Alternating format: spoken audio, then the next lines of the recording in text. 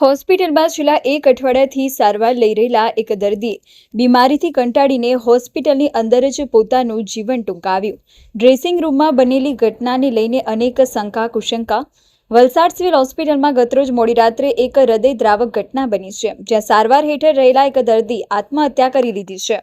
સિવિલના સૂત્રો પાસેથી મળતી માહિતી મુજબ રાકેશ બબન બોરગે, તેમની ઉંમર 49 વર્ષ છે। તેઓ મૂળ મહારાષ્ટ્રના કેલવા રોડના વિસ્તારના રહેવાસી હતા। તેઓ ઘણા સમયથી ડાયાબિટીસની ગંભીર બીમારીથી પીડાઈ રહ્યા હતા। ડાયાબિટીસના કારણે તેમના પગમાં પણ સીધી અસર જોવા મળી હતી।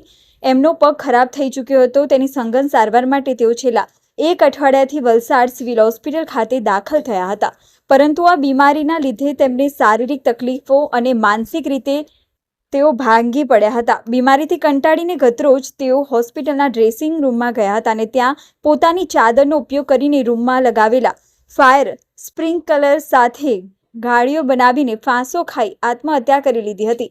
સમગ્ર બાબતને જોતા હોસ્પિટલના સ્ટાફ અને પ્રશાસનમાં ભારે દોડધામ મચી ગઈ હતી।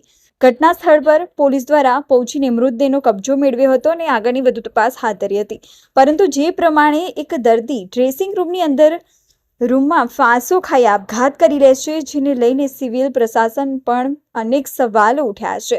જે આ ડ્રેસિંગ રૂમ છે, જેની બહાર અનેક ડોક્ટરો સહિત કમ્પાઉન્ડરો અને નર્સ અને ઘણા લોકોની અવરજવર હોતી હોય છે। દર્દી દ્વારા આ પ્રકારની ઘટનાને લઈને પ્રશાસન ઉપર સવાલો ઉઠ્યા છે। આ ઘટના દર્શાવે છે કે ગંભીર બીમારીથી પીડાતા દર્દીઓ માટે શારીરિક સારવારની સાથે માનસિક કાઉન્સિલિંગ પણ ઘણું જરૂરી છે અને આ પ્રકારના દર્દીને કાઉન્સિલિંગ પણ ડોક્ટરો દ્વારા આપવું જોઈએ।